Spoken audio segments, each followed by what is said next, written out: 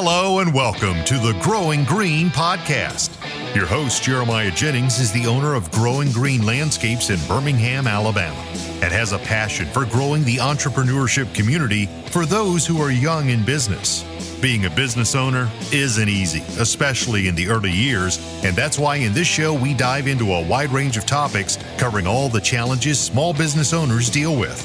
Even if your company is generating $1 million or more, the stories from our great guest and Jeremiah's own firsthand experiences will propel your business forward.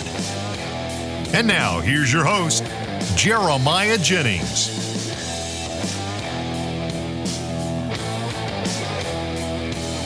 What's going on, everybody? Thank you so much for tuning in to another episode today here on the Growing Green podcast. This is your host, Jeremiah Jennings, and I am so excited to be coming to you today with another fresh new episode for you.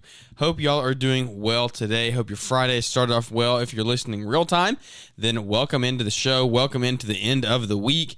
It is a beautiful day when you get to your Friday and you say, man, the weekend is close. Hopefully you're wrapping up a big job today. Maybe you are starting a big job like we are. You never know what's going on out there in the crazy world of landscaping, lawn care. It's a crazy jungle that we live in. It's a wild journey, but it's very rewarding. There's a lot of things that go bad along the way. There's a lot of things that go good along the way.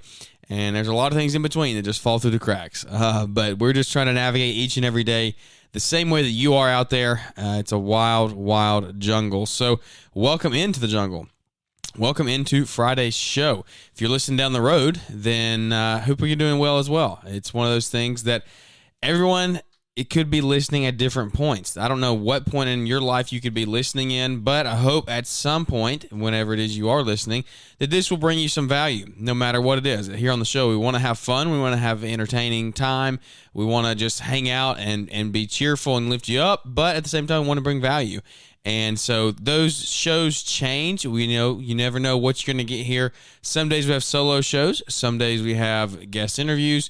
Some days we have my wife Savannah on to help us and help bring some more value that way, give some more perspective from the ladies' points of view, and some takes on marriage and business together. You know, there's just a lot of different things that we can cover here. We never try to do two episodes that are the same. We just want to have a good time in everything that we do and bring the most value that we can. And that is only possible through you and through you listening and sharing the show and growing the show that way. It is a huge benefit and help to us when you share the show. So thank you for doing that. All you got to do is take a screenshot of your phone when you're listening to it, post an Instagram story and tag us, and that means the world because we get to see who's listening.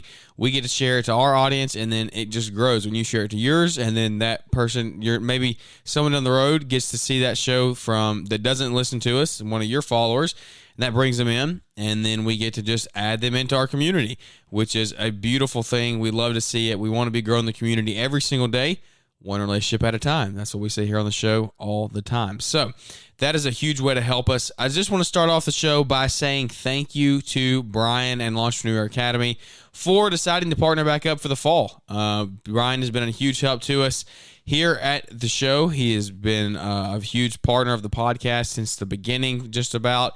And what he's doing at Launchpreneur Academy is a huge help to this industry. If you've listened to the show, then you know what Launchpreneur Academy is. Probably, unless you live under a rock. Pretty much if you're in the green industry, you know what Launchpreneur Academy is, and you know who Brian is. Brian's a great guy who's just trying to give back to the community and grow his business and grow his life. And the same way in doing that by helping you. He's helped me. He's helped countless others and countless people that I know personally and a lot of people that I don't know personally. But I know that he's brought a lot of people into this industry and he's helped grow their business, not just through him, but through his resources that he has created through some of his friends and his peers and his network. And that's what happens when you get together. When you get together and you grow your network, then you help other people grow. And so that's what we're trying to do here. That's what Brian's trying to do at Launchpreneur Academy. That is why we are such a good fit to work together. And so we are happy to have Launchpreneur Academy with us in in the fall here, heading into the fall rush and the wintertime, the snow. You guys up north getting snow. And so Launchpreneur Academy is going to be here for a while, just hanging out and sharing everything that they have going on. A lot of new stuff coming down the pipe that we have to talk about. Can't share all of it yet, but it is exciting what's coming. None other than Launchpreneur Academy Live. That is the next thing on the agenda. And so that is November the 11th in Novi, Michigan. You want to be there. You don't want to miss it. It is the live event to be at in the green industry if you're wanting to grow your business for a very, very, very, very, very nominal fee. And so you want to be there. There's hundreds of millions of dollars up on the stage usually, and I don't think that's going to change this year. They had some awesome mastermind groups they started last year. They've already sold out for this year. So if you miss those, well, you got to wait till next year. But that value is there. And so go ahead and book your hotel if you haven't yet. If you haven't signed up, I mean, even if you haven't gotten your tickets yet to the event, go ahead and book your hotel if you know you're going, because those hotels are selling out fast. I think the host hotel sold out the same day, maybe next day, because me and Savannah were going to book our room, and we found out that it was already sold out. So we're staying somewhere else. I don't know where we're staying yet, but we got to get that taken care of. I actually do know where we're staying. I gotta book my room as well. So anyway, hope y'all are doing well. Hope Brian has helped you along the way. I think he has, I'm sure, at some point. And so just want to say a huge thank you to him and Launchpreneur Academy for partnering with us here in the fall. And sometimes you say, man, spring rush was crazy, but then you forget about fall rush, guys. You forget how crazy fall gets. It's kind of like a second wind usually. You usually get to the point where it gets crispy, it gets dried in August, July and August, and you're like, man, phone dries up just a little bit because people aren't really wanting to plant. They're not wanting to do sod. The mows are the yards are turning brown and crispy. They're not really green and lush. I haven't really seen that be the case for many people this year. It's been pretty wet all around from what I've seen. It's really like it's been fairly dry here during the summer. So the way we've been getting is we've had a lot of like 2 or 3 4-week periods where it's rain, and then we'll be dry for 2 weeks. And then we'll get one rain shower, and then it'll be dry again for another week, and then we'll get a lot of rain again. And so it's really coming at it's not bad. It's just kind of like we're trying to just work around it as we go. But we're not having a total rain out. We're not having a total drought either. It's kind of the best of both worlds, really. And so we're appreciative to the Lord for that. And so we've been able to stay busy. I know a lot of you have as well because of the rain. And so when it gets dry, business gets a little tough. You have to put your thinking hat on. You have to get creative on how you can cut things, how you can sell more work, how you can keep the guys busy, how you can keep yourself busy. So those are always good learning times and experiences in business. When you go through your first good drought in the summer in lawn care, then you're going to see what your business is made of. You're going to see if you have your business set up the right way, if things are systematized the right way, if you have processes in place, and if you have a good business plan and model overall. Because if you let one drought shut your business down, then that's not a good thing. You've got all your eggs in one basket, and you're going to end up crashing and burning one day eventually, probably, if one drought gets you. Now, that's not to say things don't happen. I'm not saying like a summer drought, like the whole summer's dry. But if you let a little month and a half drought, 2-month drought get you, then you probably have some things to work on and change. Now, not to say that's not going to make it tough. If we had 2 months of no mowing for us, it would be tough. I'm not saying it wouldn't, but we would survive. We have some other options. We have some other sources of income that we would be able to keep our guys afloat and move on. And so just make sure you're thinking about those things as you move forward and through life in the business, because you don't know what's going to happen. You don't know what tomorrow holds. And so you want to be prepared for all things as best you can moving forward. So what do we want to get into today? We're 10 minutes into the show, and we got to decide what we want to get into. Or I got to tell you what we want to get into. This is, if you saw the title, it's pretty obvious what we're going to get into, but it is one of the most important conversations that I've been wanting to have. I just haven't had time to actually sit down and record this show, and I wanted to put a lot of thought and value into it because I know that this could be a very transforming show for a lot of different people out there. And I know it's one that is going to come across as like, I don't want you to make a bad decision. I want you to make informed decisions. I want you to want you to have a good business plan. I want you to have all your things in place. Now, that's not to say you're not going to have all your ducks in a row in life or in business at all times, but you want to do what you can to be prepared and have a good business plan. So along with having a business plan, you want to have in place When do you buy certain pieces of equipment? When do you make the upgrade? When do you make the investment? Those are all decisions that are not to be made lightly. But at the same time, you can't let your business get hung up on that decision too much. We did a show a couple shows back. I would have to, I wish I could remember. I don't know the title or the name of the show, but it's the title of the name of the show. That's the same thing. I don't remember the title or the episode number of the show. I would have to go find it. Let me see if I can actually scroll back here really, really quickly and find it while we're talking. I just want you to know, like, you can't let one thing. So I know what it says. It was episode 264. You cannot let a dollar sign decide the future of your business. That was a good show where I kind of got into this topic of you can't let a dollar, literally what the title is, you can't let a dollar sign decide the business's future. You have to learn there's going to be risk in business. Or if you don't learn there's risk in business, you're not going to be in business very long. That is what business is. It's taking risk. And so the bigger risk you take, the bigger rewards you get, the bigger you may fall. But that is just part of business. It's part of life. It's part of everything in between. And so you can't let a dollar sign hold up your business. You can't let one decision hold up your business or your life. You have to be able to make decisions on the fly sometimes.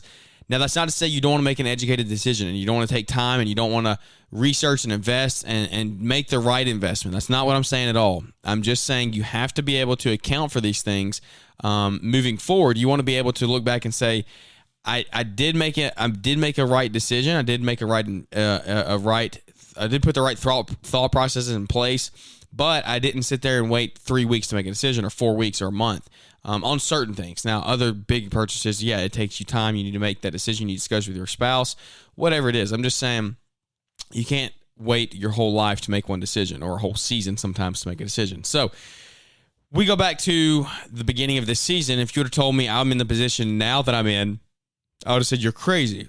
And when I say the position I'm in, I mean the position, one, financially, and two, equipment-wise.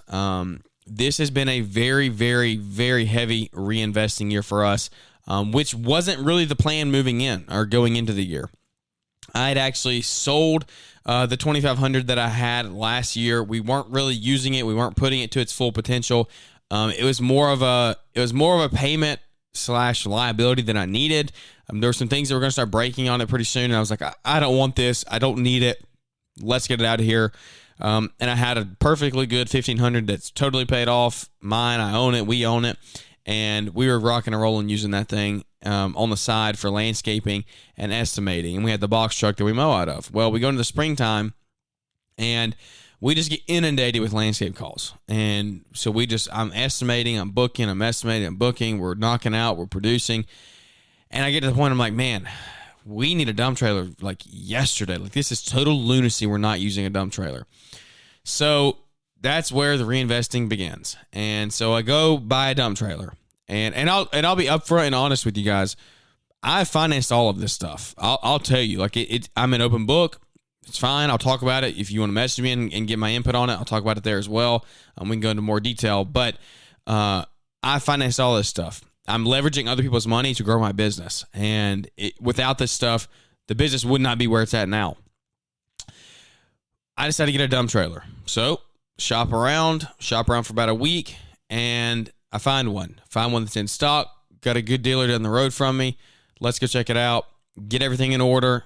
Pick that thing up within about a week's time, week and a half of when I made the decision. And we just started rock and rolling. I think I gave, $10,000, $11,000 for that trailer. And I think I pay $200 a month, $220 a month, and we have a functioning, operating dump trailer. Now, that's not to say that we can't pay this machine off or pay this equipment off tomorrow in cash. But why would I deplete $10,000 worth of cash heading into the middle of summer? Like, that just doesn't sound like a good move for me, at least. I can leverage somebody else's money for 5% and make a $220 a month payment, and that trailer generate me 20x that of revenue. And it's like, why would I not make that decision? And so we decided to make that decision and pull the trigger there. Started with the dump trailer. Well, if you've ever pulled a dump trailer with a 1500, it's not the safest thing you've ever done. And so we had the 1500 pulling it. It was already like to the point where I couldn't even go fast because of how slow the thing was. Like, and on top of that, the 1500 that I have is it's not old, it's 2013. So it's 10 years old, but it's in good shape. It's got like 200,000 miles on it, 210,000 miles. It's not bad. I know some of you are like, man, that's high. And some of you, that's low. That's just getting broken in.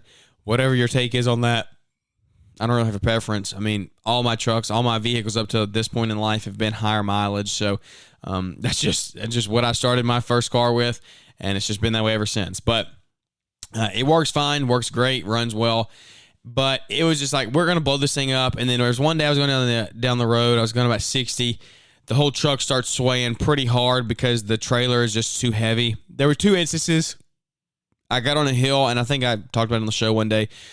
We were doing a saw job. I was backing down a super steep driveway to try to get closer.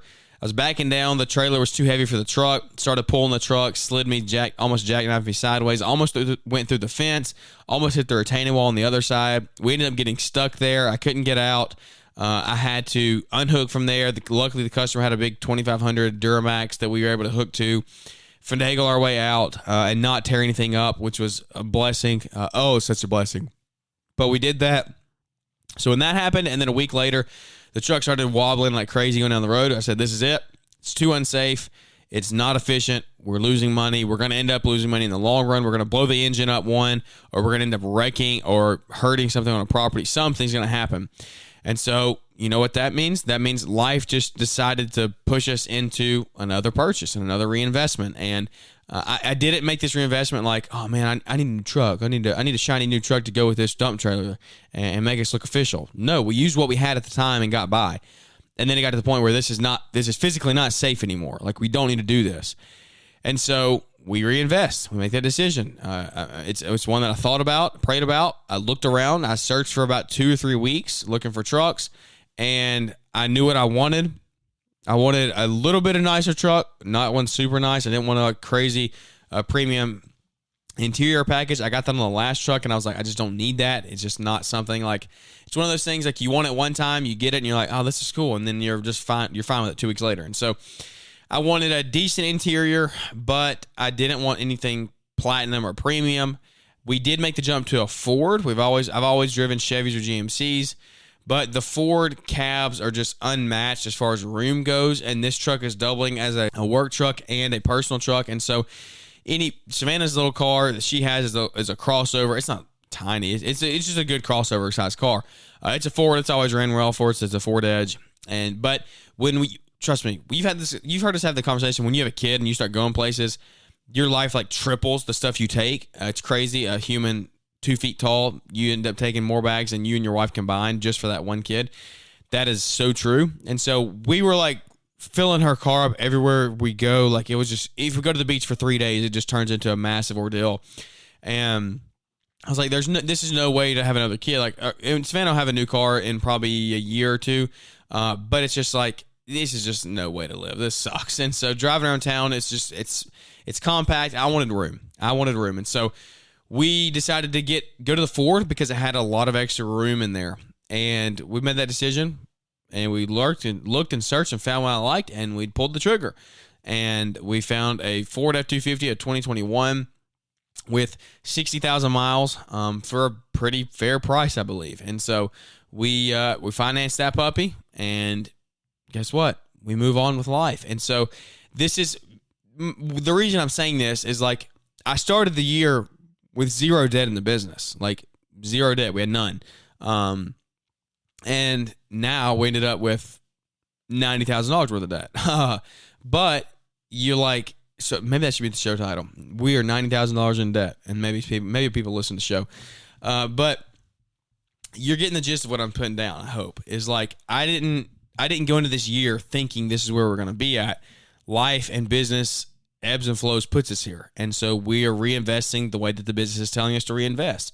So we reinvested in the truck, and now we're rocking and rolling. We're efficient. Literally the second day after I got the truck, we did a job that would have been impossible to do with any sort of efficiency or normal time. Like, it would have taken us so much longer to do it without the truck because it was up a super steep driveway where we needed to park because all of the job was up there. Like, it's a bunch of pine straw, a bunch of shrub trimming, and we would have had to walk, I don't know, 60 feet down a long driveway, up and down carrying the pine straw, up and down in the wheelbarrow with mulch. Like, it would have been a mess. It would have been a mess because the other trailer could not have backed the dump trailer up the hill when it was loaded. And so this truck, second day, paid off right there. Like, it was totally worth it right there. The first month's payment, worth it, because we were able to do a job that was 3 times worth the 1 month's payment, and we did it efficiently and effectively. And so, like, literally 2 days after we got it. So we put that thing to work, and then we're just rocking and rolling, knocking out jobs left and right. Man, we got the dump trailer. We can pull it. We're safe. Everything's good. We're loading this thing down. We're dumping. We're moving on with life. We're not sitting there tarping anymore and dragging tarps out. Like, they was just so ridiculous. The thought of not having this thing now is just, like, crazy to me. But I remember that time. If you're sitting here and like, man, I'm in that position right now. I'm tarping. I'm pulling. I'm my back's killing me because I can't just press a button and dump. Like, I know your pain. I know your feeling. This was me 3 months ago. Like, I totally get it. But there is light at the end of the tunnel if you make the right decisions and you just keep reinvesting and moving forward in your business. But anyway, we're not here to talk about dump trailers and trucks. What we're here for is to talk about our mini skid steer. This is just all a part of the process. So we're rocking, we're rolling, we're knocking out jobs. We keep getting inundated with jobs left and right. And then we get a few jobs right back to back to back that are like, these are going to take some type of equipment on this job. Like, you have to have some type of either a full-size skid or a large mini skid. A little Dingo 427 or 426 or whatever the small ones are, the little walk-behind units with you can put a platform on them. Those units from the Home Depot or whatever your rental place is, like, those weren't going to cut it. We had a large, like, 20 pallet saw job that needed an estimate. We had a large landscaping job that a full tear out and restall, like 20 yards of egg rock, like big jobs. A couple big jobs come in. There was no way one of those machines were going to cut it. So I estimate these jobs. We put estimates together. We present them to the customers. They were honestly a couple back and forth with them because they were larger projects, so they want to make sure they're getting their money worth, want to make sure they're knowing what they're getting. So we go back and forth for a week and a half. Well, they all sound on the dotted line. And with those couple big jobs, there are also filler jobs in between where a machine would just make life easy. And so we make that decision. We and Sven have the conversation. I start doing the research, and I make the decision, hey, we got to have one of these. Like, we have to, because here's some reasons, and here we go. I'm going to hop into the conversation real quick. We'll be here another 10 or 15 minutes, then we'll move on. You can move on with your day. But I want to bring you some value here, and I want to answer this question maybe for you, the question of, when should I buy my mini skid? And that's a loaded question. This is not going to be the end-all, be-all to your problems. It's not going to be the answer to your question.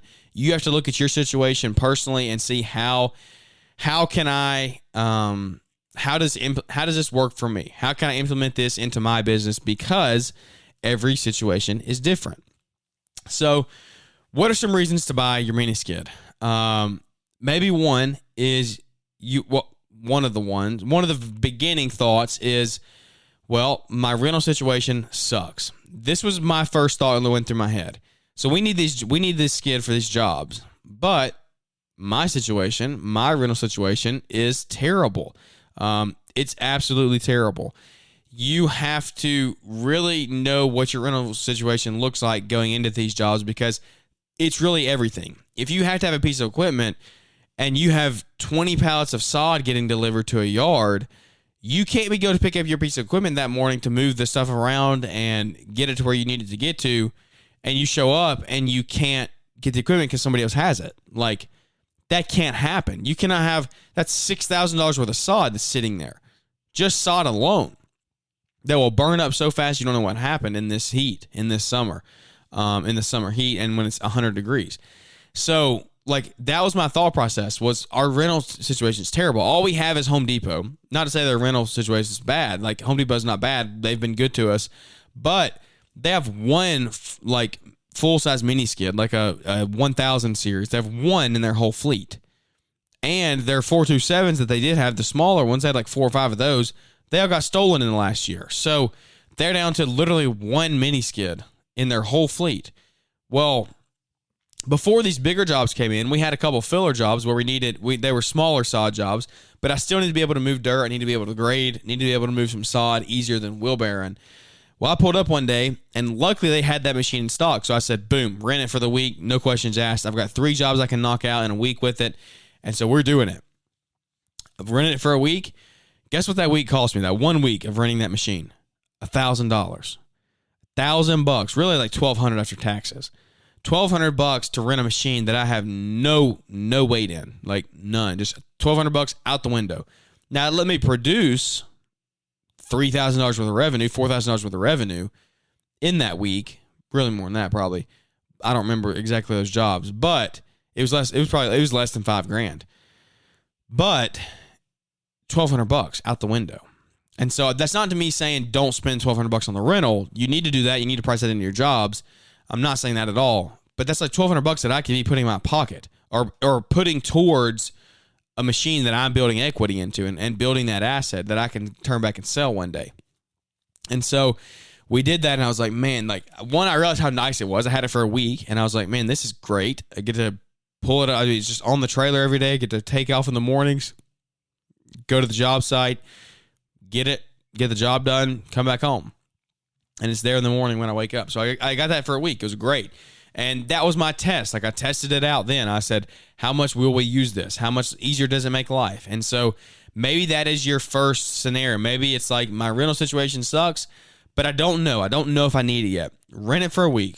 When I say that $1,200 was out the window, it was out the window, but it wasn't, because it was a test. It was a test into my future.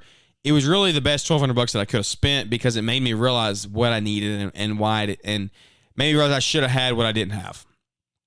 And that's not me just talking out of emotion. That's me talking out of like true efficient business owner talk here. And so we did that. I had to return it, try to knock out as many jobs as we could. Well, I was like, we have these big ones coming up. I have enough work on the books to pay the machine off in cash if I wanted to at this point. And it's just like, we have to have this thing. Now, again, it's not smart to deplete that cash to me. If you want to hear some more stories on that, go ask a few people in our industry who ran the debt-free model, and they've depleted their cash and spent it on buying little older trucks, trying to fix them up, and they end up upside down in them, and they have trucks that aren't reliable. So go just pay attention to Instagram. Like, that's not my story to tell, but pay attention to Instagram and other people in our industry, and just look at people's stories some days, look at what they're driving, and they'll probably have a story behind it. It's not to say it's not for everybody. It's not to say that being debt-free doesn't work. The goal is to obviously be debt-free. But for me, I need things that are reliable, and I want to be able to go out there and turn a key and it start every single time. That's why we bought a little bit of a newer truck. Now, we didn't buy a 2023. We didn't buy a Platinum, but I bought a 21 with 60,000 miles, because theoretically, that truck should start every time I turn the key for years and years and years to come with not many problems.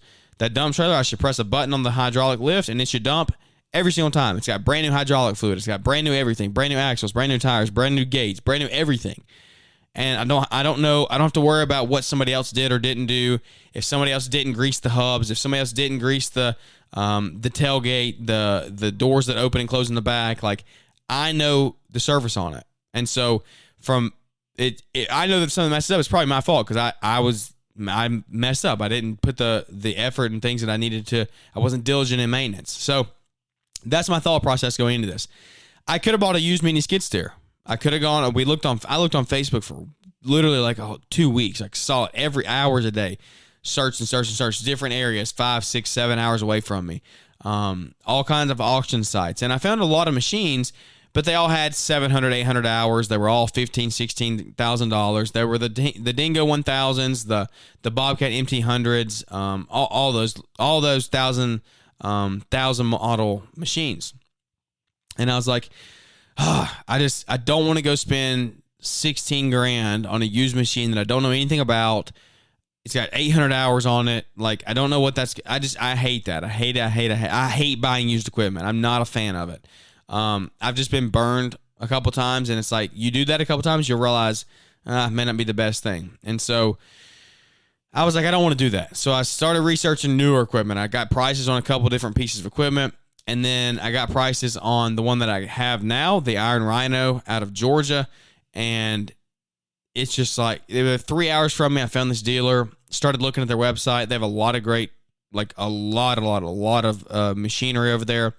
And I was like, shoot, let's give it a shot. And so called him up, talked to him about it, got some more details on it, and we went for it. That machine cost me, so I have a 1000 series. It's essentially the same as the Toro Dingo, the 1000 series there, all the same specifications pretty much. 25 horsepower, diesel in it. It's got everything that I need. It was a big stand-on platform, a big bucket. It's got all the horsepower, all that stuff, everything I needed. It's on tracks. It's not wheeled or anything. Do you even have wheeled mini skids? I don't think that's a thing. Maybe. I really don't know. I don't know. I'm still figuring out this whole world. I'm not in the dirt world. I'm not a professional. We were actually on a job yesterday, and I almost slipped a track, and I was like, oh my gosh, like I was not prepared for that. I don't know how to fix that yet. That'll be something I have to figure out as the time comes and when something happens. But a rock got caught up in there, and it took it like, I don't know, a quarter of the way off to the right, and I was able to maneuver the machine to the right and slide the track back on there. But I was like, oh, that was huge, crisis averted. Because I know that I don't think it's that big of a deal to put a track back on. You just have to like loosen the tensioner thing, I think, maybe. All you guys that have run heavy equipment would know a lot better than me. But maybe shoot me a video or something of you doing it if you ever have to do it one day. I'm sure there's a video on YouTube about it. I could have figured it out, but I just don't know yet because I haven't had it happen. So we learn as we go here. But anyway, still figuring it all out. But I was like, this is what we need. This is what we need. So get on the phone with them, have that conversation, get some financing lined up, boom, go pick it up. And we're in business, man. I'm like, man, this is it. Like, and so this is me talking back, like, this was a very stressful month and a half because all of this happened in a month and a half to 2 months between the dump trailer to the time of the purchase of the mini skid. So you're talking $11,000 for the dump trailer, $45,000, $50,000 for the truck, $30,000 for the mini skid. Literally $95,000 in debt that I'm talking. Man, that's big. That's hard to look at. That's a big number to stomach. I'm like, good night. Here we go. So me and Savannah have the conversations. We have these talks. We talk about where the business is going. What is this? What we want to invest in? Is this how we want to go in the future? We have all these things. We talk through it, and I'm like, man, we have enough work. Like, we have enough work here. We have the consistency. That was part of my dilemma in the beginning of the spring. I was like, this is cool. This is nice. We're getting this work. But I'm like, I can't justify getting a mini skid yet. It just hasn't lasted. We have never had this much work as far as landscape goes. We would usually get a couple jobs a month, but not anything big or crazy. This summer, we have been booked a month out the entirety of the summer. And we still are. Like, we will be booked that into the fall. Still working on estimates backed up out the door. And so it's like, it's time to pull the trigger. And so we did it. And then we start producing, man. We start knocking out jobs. And I'm like, this thing is great. And so some of the reasons to buy, let me run through them really fast. And then we'll talk about how much of a benefit this machine has been to us. You have enough work to justify. That's the big thing, is like, you have to know you have enough work. So You rent one for a week, you test it out, you say, how much can I use this? How much can it change my business? Maybe it's moving mulch. Maybe, you never know what it is. But whatever aspect that you're going to be implementing it for your business, you may see if it works for you, see if it's a good decision. So make sure you have enough work, or you're going to have enough work coming in to do that. And so maybe that's just, you find out which way the outlook is looking, and you just make that decision, you pull the trigger if you decide you have enough work. Your rental situation is tough. We already talked about that. Our rental situation was terrible. That was a big contributing factor. This machine saves time like I've never seen before. It saves so much time, like cuts things in half. So I'll talk currently the job that we're tidying up right now. We're finishing up. We got behind because we had a change order and then rain and blah, blah, blah. A half-day job turned into a 2.5-day job. But anyway, excuse me. This job, we had to rip out some shrubs in the front. We had to do some planting. We had to bury a downspout, and we had to lift up a tree. Well, we're out there. this job, if we had to pull all the shrubs up by hand, we would have been out there a solid hour, pickaxing, maybe chaining to the truck. So maybe 30 minutes. We would have 30 to 45 minutes. We could have chained to the truck, pulled in the driveway. We'd have to unhook the dump trailer, pull the truck in the driveway, back up, reverse, hove the chains long enough so we don't get in the yard, mess it up because of the weight of the truck. Back up, reverse, hook up, unhook, all that stuff with the truck. Could have done it. That would have saved our time. That would have saved some labor, but it would have taken a little longer. Or we could have got there with pickaxes and killed ourselves for an hour and a half trying to pull everything out. We had probably, 10 or 12 shrubs to pull out, but they were good-sized shrubs. Or the alternative, you get on this skid steer, you wrap a chain around the bucket, you hook it on there, you pull up to the shrub or to the outside of the bed, you hook the chain around the bush, you back up and you lift up on the bucket, and you rip the bush out in a matter of about 7 seconds with zero effort involved. Zero effort involved. The most effort you have is hooking up the chain around the stem of the bush or the trunk of the bush, whatever you want to call it. So we go through and we do that in minutes, like 10 minutes, the whole bed's ripped out. Boom. Awesome. We're rocking. We're rolling. Go to bury the downspout. Well, guess what? I don't want to pickaxe this thing. We got to extend it about 15 feet. I don't want to use a pickaxe to get this thing 7 inches deep. You get a 4-inch pipe in there to bury the thing and run it out with a good grade and everything like that. I don't want it to do that. Do you? No way. And so, guess what? We pull up with the bucket.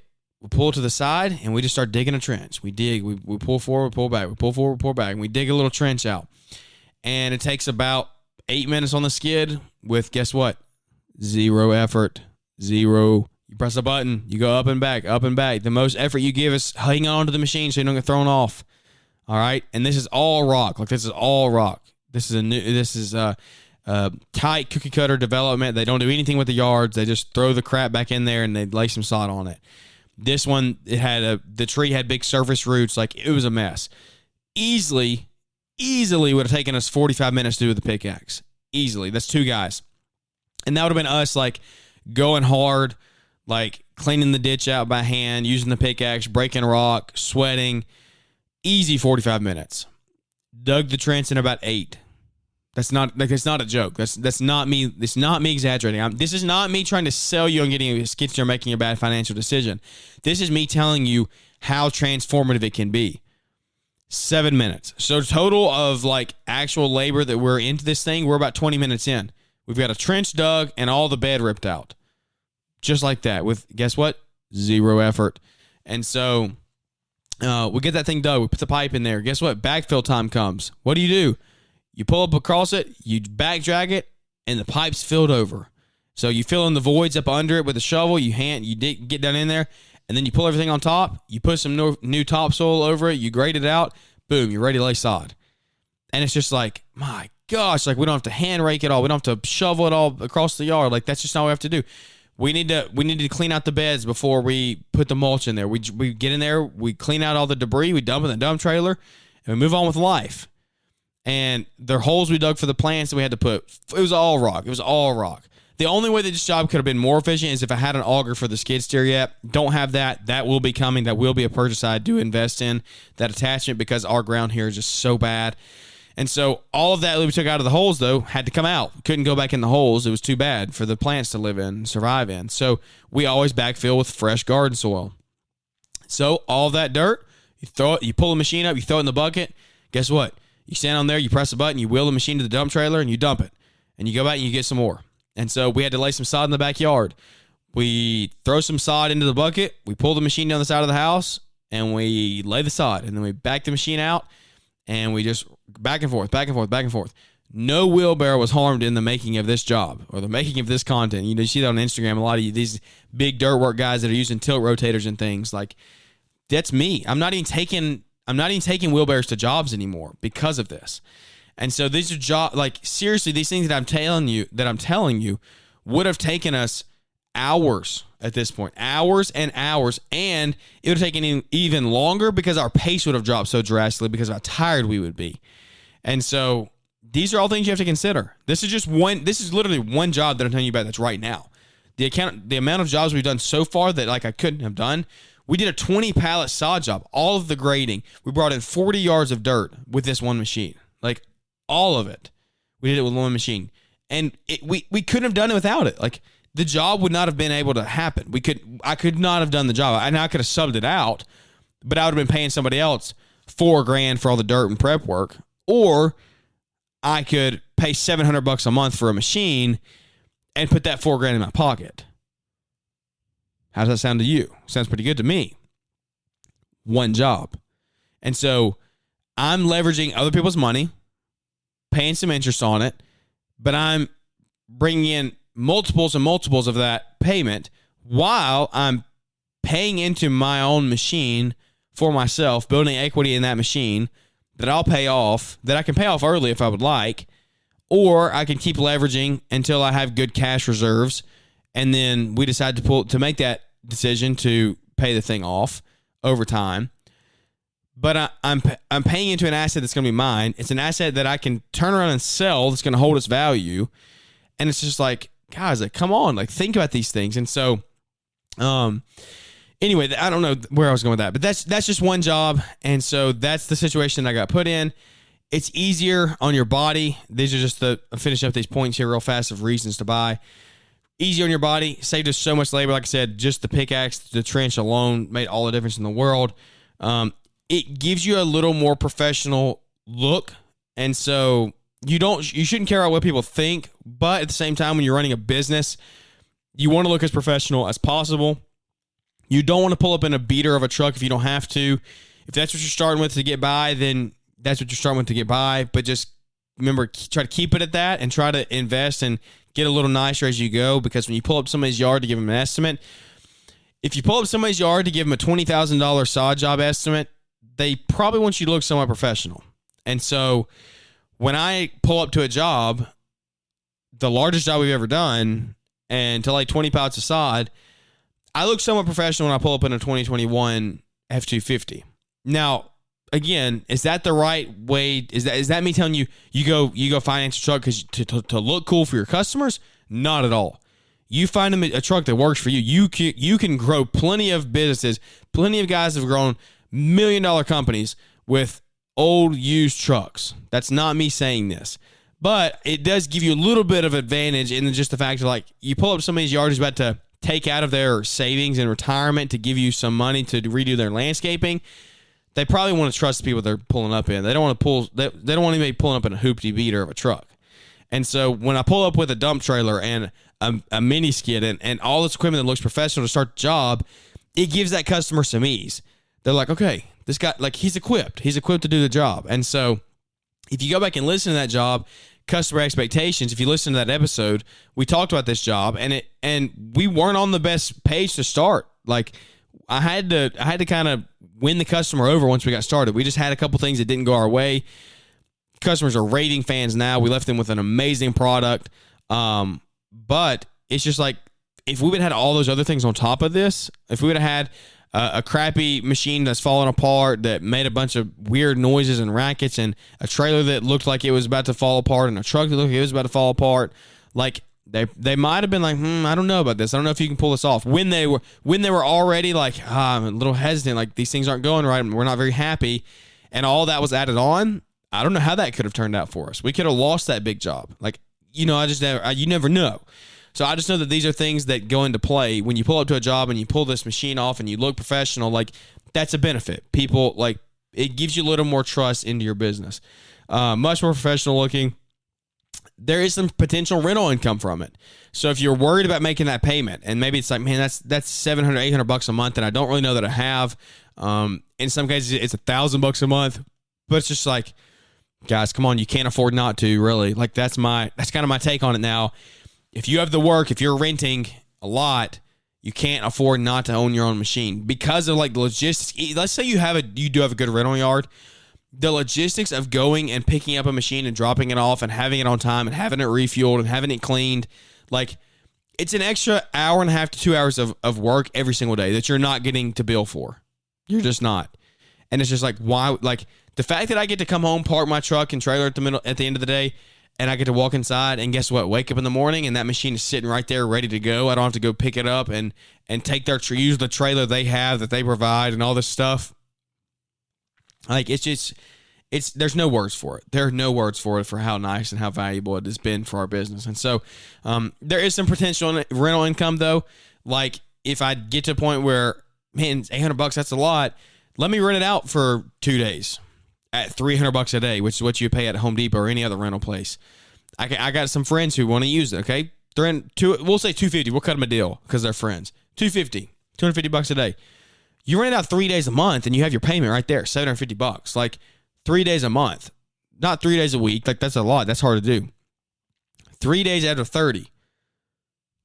You just got to rent it out if you want to. So there's a lot of different ways to go about it. For me, we're using it. We haven't used it as a rental yet. We're just using it to produce our own revenue and grow our business that way.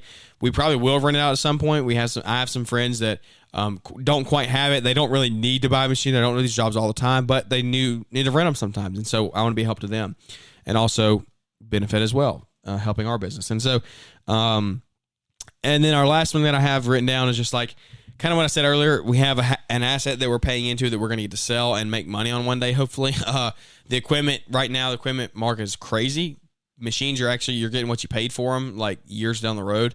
So even if that doesn't last, that's fine. But we're still going to be able to sell it and get a little bit of money for it at the end of our lifetime using it. So those are some things, guys, like, these are just all things you have to take into consideration. Hopefully this show's been of some value to you. Maybe it's opened your eyes to some areas where you need to kind of look and be like, man, do we need it yet?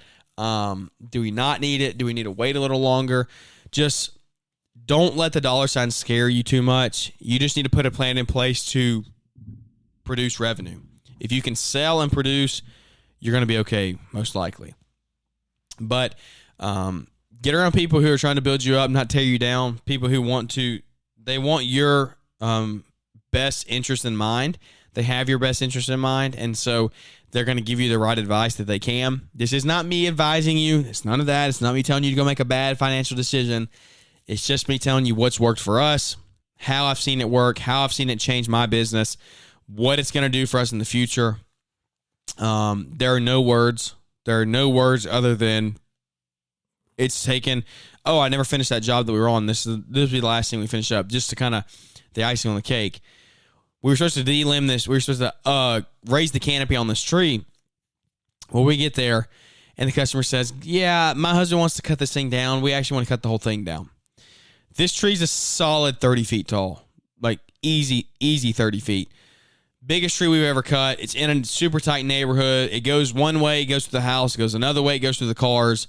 It's like, man, I'm not a professional tree care person. I'm like, I do not really want to do this, but we'll figure it out. We make a change order, give them a quote, they accept it. So we do this thing. Well, guess what? OSHA hopefully doesn't listen to the show. To me, it's safer. I don't understand why it's not any safer, but this thing, I'm able to stand in the bucket, have my second guy with me, stand on the machine, raise me up in the bucket, and I get a solid 15 foot into the tree. The thing raises, 6 feet. I'm another 6 feet, plus extending my arms, we're another 14 feet. So it's like you're 14 feet up into the tree.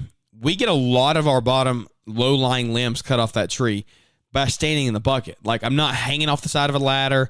I'm not on uneven ground. I'm not going to fall out. Like, I've got a good platform, a solid bucket I can stand on. I can get it to where I'm comfortable standing level-wise. Cut the limbs, let them fall. Cut them up, put them in the dump trailer. And guess what? We don't have to tarp the dump. We don't have to tarp. We just throw it all in there, drive to our dump site, press a button, and it all falls out. We don't have to sit back there and hand unload it all. Like, guys, hours, years of our lives we're saving with this stuff. Mechanize as soon as possible. So we get all of our canopy raised up. We get as high as we can lift on the machine. Well, guess what? Then it's time to cut the tree down, baby. We just do it. And so pull the machine to the other side, and we raise the bucket as high as it'll go, put some tension, put some pressure on the tree, and make my notch in the tree where I want it to fall.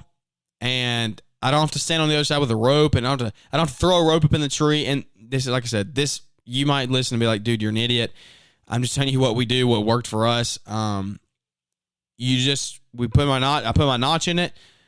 He was on the other side on the machine, had the bucket raised up. He kept constant pressure on it. He pushed on it with the machine, just pushed it right over. Fell perfectly where we needed to land, right in the driveway. Like, boom. No issues at all. Guess what? I cut it all up. I put the forks on the machine. I drive under all the limbs, pick them up on the forks, take it to the trailer, dump it in the trailer.